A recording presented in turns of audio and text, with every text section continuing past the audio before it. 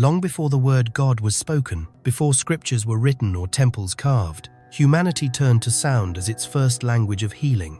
A single tone could soothe pain, calm fear, and remind the body of its hidden strength.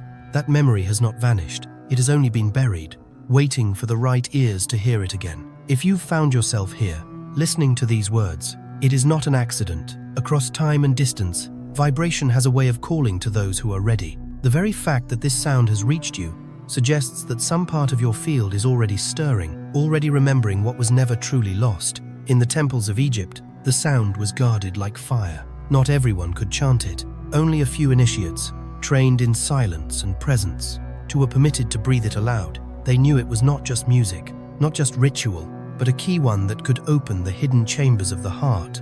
And here is the promise, that ancient sound has survived. It has endured wars, conquests, and centuries of forgetting, because it was never merely external. It was carried in the body, in the soul, in the very breath of those who remembered. Tonight, it will be revealed again, not as a relic of the past, but as a living vibration calling you home. More than 3,000 years ago, inside chambers carved in stone and hidden from the desert winds, there was a sound considered so sacred that only a few were ever allowed to hear it. Egypt's temples were not merely places of worship.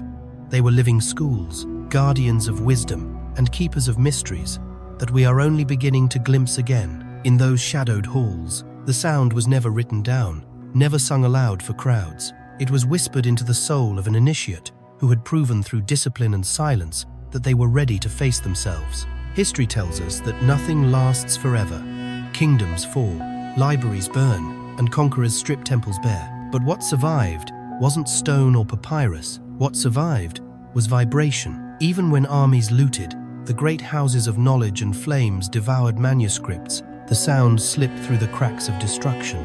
It lived like an ember hidden beneath ash, invisible to those who sought only power, yet alive for those whose hearts knew how to listen. It was said that if someone chanted this vibration without reverence, it could turn against them, not as a curse, but as a mirror too bright for unprepared eyes. Imagine staring into water, so clear you suddenly see what you've been hiding from yourself. That was the danger, and also the promise. For those who were ready, the sound dissolved fear, stripped away illusions, and unveiled the essence of being. For those who weren't, it unsettled the field, exposing noise and resistance that could not yet be carried with grace. That is why this sound was never treated as a trick or a tool. It was sacred. It was alive. Over the centuries, guardians of wisdom chose silence over spectacle. Better that the vibration be forgotten by the world than misused by the unready. So it remained hidden through invasions, through centuries of darkness waiting. The fact that you are hearing of it now is no accident. In the language of the ancients, there are no coincidences, only alignments. If these words have reached you, it may be because some part of your own field has already begun to resonate with that ancient call. To step closer to it is not about joining a secret society with closed doors and passwords. It is about joining an inner circle that exists beyond geography or time. It is about recognizing that you are not a passive spectator in this journey, but a living participant. The circle is made of those who feel the vibrations stirring within them and choose to nurture it, to give it breath again. And so, as you listen, you are being invited into that lineage, not as someone who simply hears about an old story, but as someone who might embody it. This sound has traveled across deserts and centuries to find you. It has survived kings and empires, not because it was powerful in politics, but because it was powerful in essence. It does not belong to Egypt alone, or to priests and mystics of the past. It belongs to the field of life itself, and to those who are ready to meet it with reverence. The question is not whether the sound still exists. It does. The question is whether you are willing to quiet the noise long enough to hear it again. For 3,000 years, it has waited, and now, perhaps, it is waiting for you. High in the Himalayan mountains, monks have spent lifetimes in silence, repeating a single tone until the walls of their monasteries seem to hum along with them. Thousands of miles away, Sufi mystics whirled in the desert, their chants carrying on the wind like prayers woven into the night sky. Taoist masters in the mountains of China spoke of breath becoming sound, sound becoming alignment. And in the rainforests, shamans listened to the echoes of the earth itself, each of them describing the same strange and powerful phenomenon. They did not know each other. They lived in different languages, different landscapes, and different centuries. Yet, what they reported was eerily consistent. a vibration that reorganized the inner world of the human being. It was not about dogma or doctrine, not about belonging to one faith or another. It was about resonance. When the vibration touched them, the body shifted, the mind fell silent, and the soul aligned, as if reality itself bent slightly to meet that frequency. Imagine the wonder of such repetition across cultures. A monk in Tibet whispers of the stillness that follows the chant. A mystic in Persia describes the same sensation with different words. A Taoist scroll records that the breath, when shaped correctly, makes the heart mirror heaven. These are not accidents. They are signs of a universal current, one stream of sound, recognized by human beings wherever they turned inward, deeply enough to listen. Modern neuroscience is only beginning to catch up. Scientists measure heart rate variability, track shifts in brainwaves, and observe how chanting tones can synchronize the hemispheres of the brain. Machines now confirm what sages proclaimed centuries ago. Prolonged vibration alters the nervous system. It calms, it restores, it heals. But even with advanced imaging and endless data, science still struggles to fully capture what those mystics knew in their bones, that the sound is less a technique and more a remembering. And perhaps that is the most astonishing truth. You don't have to believe in it for it to work. When the vibration comes into contact with your field, your body knows, the heart listens before the mind understands. Old patterns loosen their grip, not because someone explained them away, but because they can no longer survive in the presence of coherence. This is why mystics from every corner of the earth spoke with such certainty. They weren't comparing notes. They weren't repeating myths. They were encountering the same universal vibration, and they tried, with the limited language of their time, to pass it down. It is a sound that does not belong to one tradition or one religion. It belongs to the human being itself. And now, just as monks, Sufis, Taoists, and shamans once did, you too are being invited to notice it, not as an idea, but as an experience, because the miracle of this vibration is simple. It doesn't ask for belief, it only asks for presence. Fear has a way of hiding in plain sight. It lingers in the tightness of the chest, in the sleepless nights, in the sudden rush of anger that seems to come from nowhere. Trauma buries itself deep, wrapping around the nervous system, until it feels like part of who we are. Most people try to push it down, distract themselves, or outrun it. But what if the key was not to fight these shadows, but to let them dissolve in a vibration older than memory itself? When the ancient sound enters your field, something remarkable happens.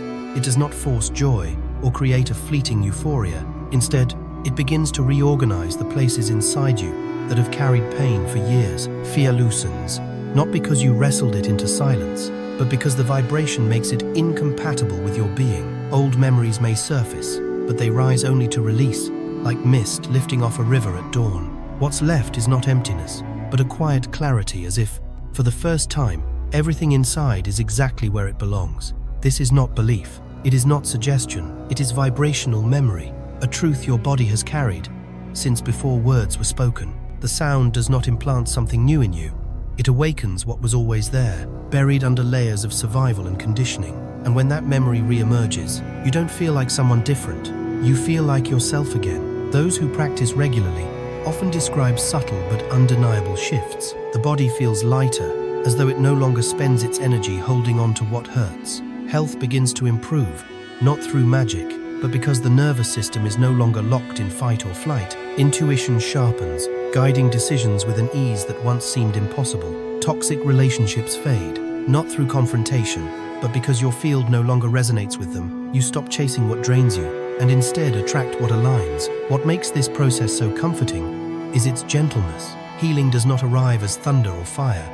It arrives as alignment. You don't wake up suddenly euphoric, but you do wake up feeling steady, as though life itself has exhaled around you. The trauma is not erased. It is integrated, transmuted, no longer steering your choices in secret. And so, with each breath of this vibration, fear becomes less convincing. The scars remain, but they no longer define you. The sound doesn't just soothe your mind, it tunes the entire instrument of your being. And as you settle into its resonance, you begin to realize that the greatest healing is not about becoming someone else. It is about remembering the wholeness you never truly lost. In the fragments of Hermetic writings that survived fire and conquest, there is mention of a chamber used not for worship, but for listening. The initiates were led into darkness so complete that their eyes could not save them, and silence so thick that even the breath of a neighbor was swallowed. There were no idols, no incense, no scripture to read. The purpose of this chamber was simple and terrifying: to hear what had always been within. The Egyptians called it the throne of essence. Though it was not a throne in the way we imagine, it was not carved of stone or covered in gold. It was the center of the chest, the heart, not as an organ, but as a seat of vibration. The heart was a mirror, they said, and when touched by the right frequency, it reflected back not a mask or a role, but the original self. Picture it, a novice, stripped of distractions, sitting in darkness with nothing but their own pulse. At first, the noise of the mind filled the void, the chatter of fear, the endless rehearsal of past mistakes. But then, slowly, something else began to emerge. It was not a voice in the ordinary sense. It was more like a memory stirring, a soundless tone rising from the core. It did not arrive with effort. It came the way sunlight pours through a window once the shutters are drawn back suddenly. Naturally, irresistibly, those who experienced it said the heart expanded, not in size but in reach. It was as if an invisible horizon opened inside them. The body grew lighter, the mind surrendered, and something sacred began to take command.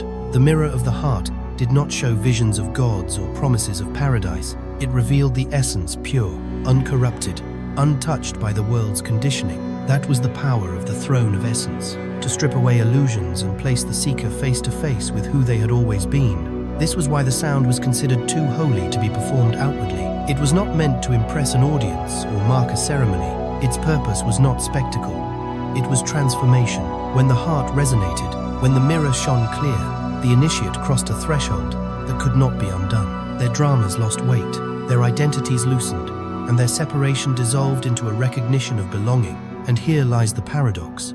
No amount of striving could make the sound appear. It was never forced, never summoned by willpower. It arose only in surrender. The door to the throne opened not through effort, but through release, to let go of performance, of control, of the endless attempt to manufacture. Meaning that was the price, and in that letting go, something timeless revealed itself.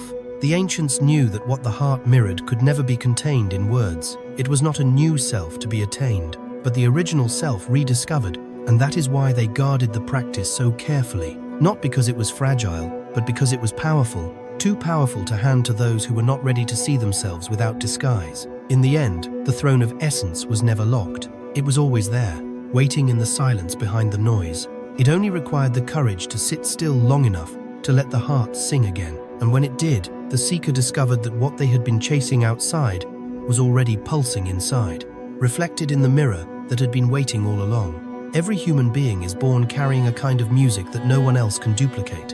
It isn't a song you hear with your ears, but a resonance that shapes the way your body moves, the way your spirit feels at home in the world. This is your vibrational signature, as unique as a fingerprint, and as constant as the heartbeat that anchors you. In the beginning, it flows freely, unbroken, guiding you like an inner compass. But life, with all its demands and expectations, has a way of covering that signature. Fear is often the first layer. It enters early, teaching you to be cautious, to hold back, to shrink from risk. Then come the heavy coats of social conditioning, the pressure to perform, the need to belong, the stories of who you should be, rather than who you are. Over time, these layers press so tightly that the original vibration grows faint. You still emit it, but muffled, distorted, as if you are living through a veil that does not belong to you. The cost of this muffling is profound. You may feel tired even when you rest, as if life itself is a weight you can't quite put down. You may find yourself repeating patterns that never serve you,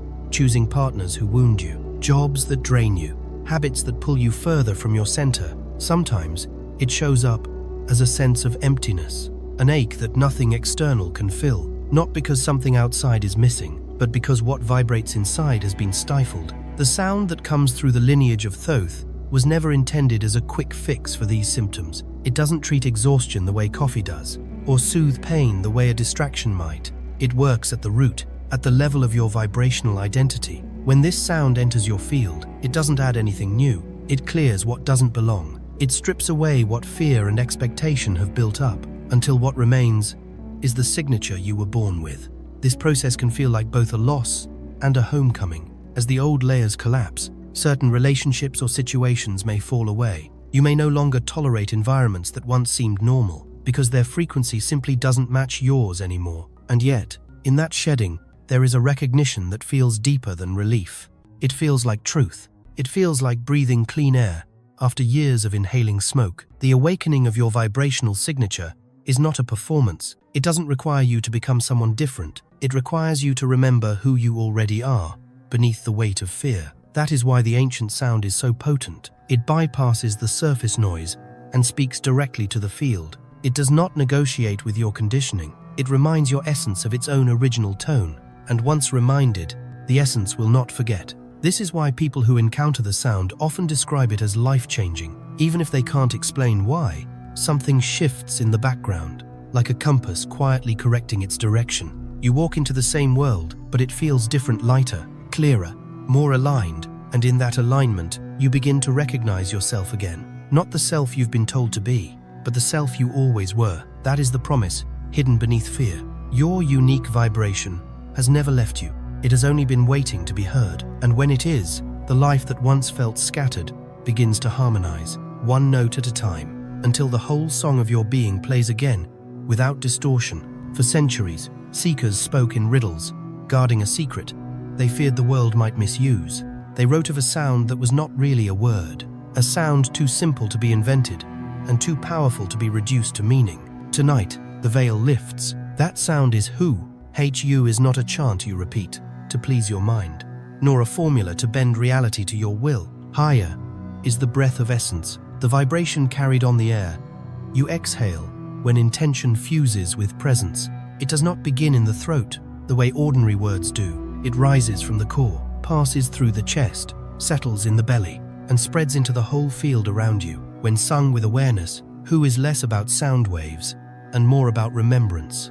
It reminds your body of the resonance it has always known. The first time you sound Hu, you may expect an explosion of energy, some dramatic surge of power, but its effect is quieter, almost deceptive in its simplicity.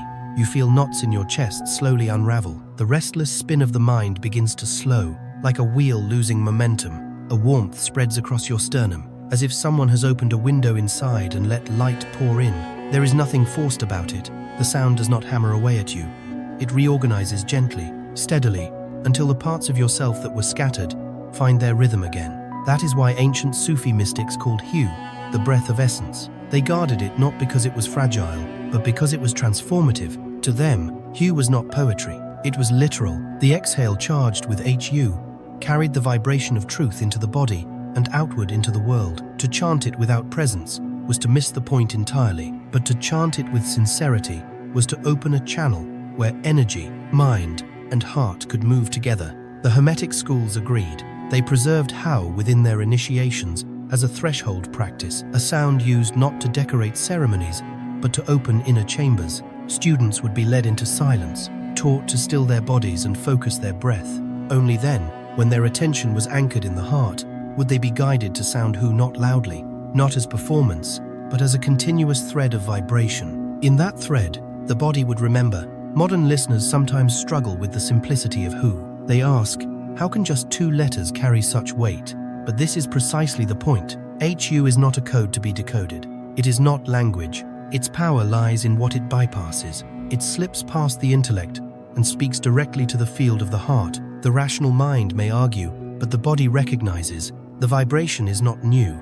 It is your own signature uncovered. For generations, this sound was hidden, passed quietly from teacher to student, because it was never meant to be spectacle. The masters feared that if it became popularized, it would be chanted without reverence, stripped of its living essence, and so it survived only in whispers, among Sufis, spinning beneath the desert stars, among Hermetic initiates, who knew silence was the true gatekeeper. And yet, here it is again, not because it has changed, but because you have. If you are ready to hear Hu, not as noise but as essence, its simplicity will shock you. It is only 2 letters, but it carries a force that can loosen fear, calm the mind, and restore the current of your being. Its gift is not fireworks. Its gift is the steady return of coherence, the reawakening of the signature that has always been yours. To sound Hu is to step into a lineage older than memory. It is to share breath with mystics who protected it through centuries of silence. And as the vibration threads through your chest and belly, you will understand why they called it sacred. Hu does not belong to them. or to Egypt, or to Sufis alone. HU belongs to life itself, and to every heart willing to sing it back into being. There is a truth about Ho that mystics rarely softened. The sound does not flatter, it does not cover, decorate, or disguise. It reflects, and what it reflects is exactly what is alive within you in this moment. Chant Ho with gratitude, and the field around you swells with warmth. Chant Hu with fear clinging to your chest, and fear will rise to the surface. Undeniable and raw. That is why the ancients warned, this sound is not an escape from yourself. It is a mirror, and mirrors do not lie. The Hermetic tradition called this the golden law of vibration. Before it heals, it reveals. To face Ho is to face yourself. Without the filters you've relied on to feel safe, some people discover beauty they forgot was there. Others meet the weight of their own grief. Long-buried memories breaking loose like stones, rolling down a hillside. This is not failure. This is the sound doing what it was meant to do, bringing what was hidden into the open, where it can finally be released. That is why tears often come. Not the forced tears of sentimentality, but tears that rise unbidden. When the vibration shakes something loose, some tremble, as if the body itself is letting go of years of tension. Others remember moments they thought were gone forever, scenes from childhood, or faces of loved ones, surfacing only so they can be acknowledged. HU does not create these experiences. It uncovers them, like a beam of sunlight in a dusty room. It reveals what was already floating in the air. For many, this can feel unsettling. We are used to thinking of healing as gentle, comforting, a smooth balm against pain. HU is comforting, yes, but only after it has done its work of honesty. Imagine standing in front of a mirror. After years of avoiding your own reflection, the first glance may shock you, but only by seeing what is truly there can you begin to embrace it, forgive it, and finally let it dissolve. The Egyptians understood this paradox well. That is why Hu was never chanted for spectacle. To them, the sound was a threshold. If you crossed it, you had to be ready to meet what awaited on the other side. Not everyone was, but those who were willing to see themselves without disguise often spoke of a release so profound it felt like rebirth. Their fear didn't vanish. Instantly it lost its grip. Their grief didn't disappear. It softened, no longer steering their choices in the dark. This is the courage Ho demands, and the gift it offers. It will not shield you from your shadow. It will hold up a mirror until you can see it clearly, and then it will dissolve what no longer belongs. That is why so many describe the practice as both intense and liberating. In the trembling, in the tears, in the memories rising, you are not breaking down. You are breaking open. HU asks only for honesty. Bring to it whatever is in you. Gratitude, fear, confusion, longing, and it will reflect it back until the illusion falls away. What remains is not perfection, but presence, and presence, once revealed, is the soil in which healing can finally take root.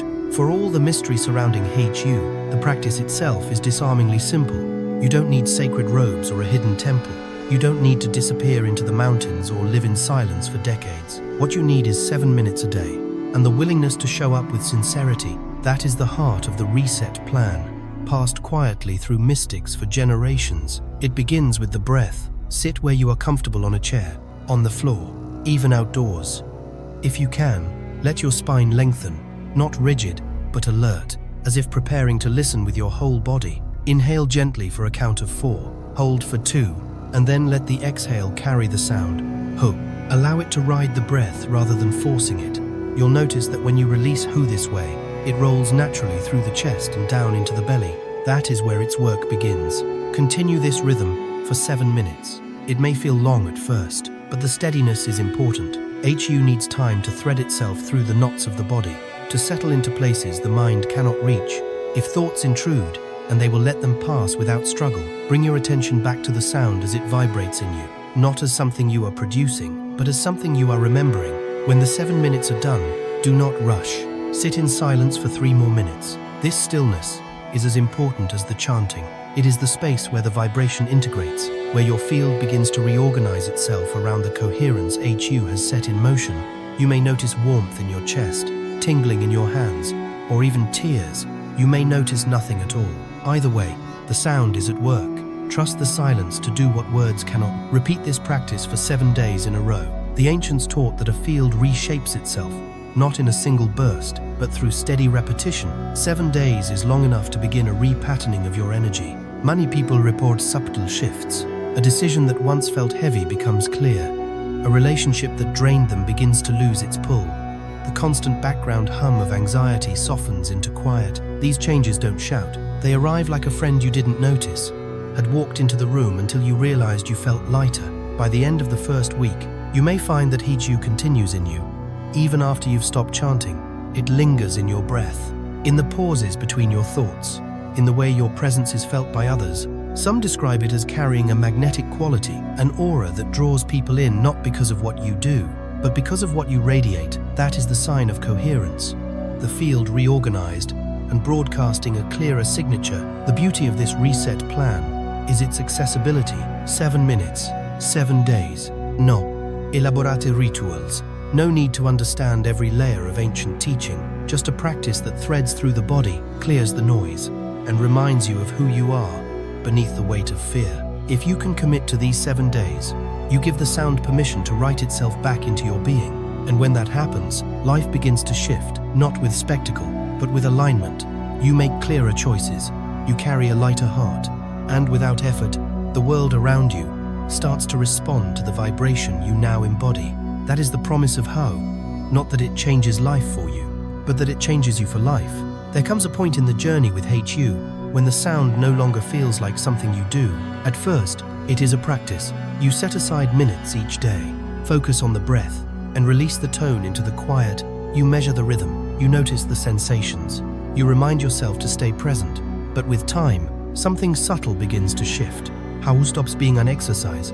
It begins to dissolve into the very fabric of who you are. One morning, you catch yourself walking through the day with a calm you didn't earn. The grocery line is long, but you are unbothered. A conversation turns sharp, but you no longer take the bait. The sound is no longer confined to 7 minutes of chanting.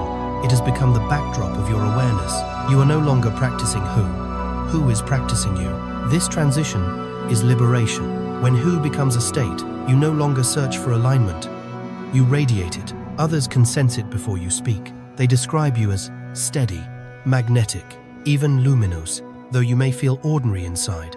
This is coherence at work, broadcasting through the heart's field, subtly influencing the spaces you enter. Opportunities begin to appear without strain. Relationships shift as though gravity has changed. Life itself seems to arrange around the vibration you carry. What's remarkable is that this isn't about striving harder or achieving more. The ego wants to claim victory. I mastered the sound. I unlocked the secret. But How has no interest in the ego's trophies. Its only purpose is to return you to what you always were. The steadiness you now live from isn't an accomplishment. It's a remembrance. The field organizes not because of willpower, but because truth has taken its rightful seat. This is why mystics insisted Who was not a tool, but a presence. Tools are set aside once the work is done. Presence remains. When How matures into state, you carry it into every moment, into laughter, into silence, into grief, into love. It doesn't vanish when life is difficult. In fact, it becomes most clear when life tests you. Where others collapse into noise, you stand in resonance. Where others react, you respond. And in that steadiness, the people around you begin to shift as well. Pull gently into the coherence you now embody. Becoming the vibration itself is not about perfection. You will still have struggles, still feel the weight of life, but beneath it all runs a tone that cannot be shaken. It is the signature of your essence, uncovered and restored. The Egyptians, the Sufis, the Hermetic teachers, they guarded Who for this very reason. Because once you cross this threshold, there is no turning back. You cannot unknow the truth of your own resonance, and that is the gift. Not fireworks, not spectacle, but the quiet revolution of identity. You are no longer someone seeking the vibration. You are the vibration. And from that state, life stops being something to conquer and becomes something to share. The sound you've encountered is not just a personal journey. It is a call to community. Who has traveled across deserts, mountains, and centuries not to remain locked in secrecy, but to find those ready to live it together. One voice chanting alone carry power, but when joined by others across space and time, that power multiplies. So let this moment be more than a listening. Let it be a joining. If a single word has touched you, truth, peace, gratitude, or any word that feels alive in your heart, leave it behind as your mark. Not for the algorithm, not for the numbers, but as a shared vibration. When we speak from the same resonance, we begin to weave a field larger than ourselves. The path of awakening is long, and sometimes it can feel lonely. But today, you have proof that you are not walking it alone. Around the world, others are chanting, listening, remembering. Just as you are now, the circle is already alive, waiting for your voice to complete it. This is only the beginning. The sound does not end when the video fades. It lingers in you, moves with you, and connects you to every other heart, willing to breathe it back into being. Together, we are the field. Together, we are the vibration. And together, we keep the flame alive.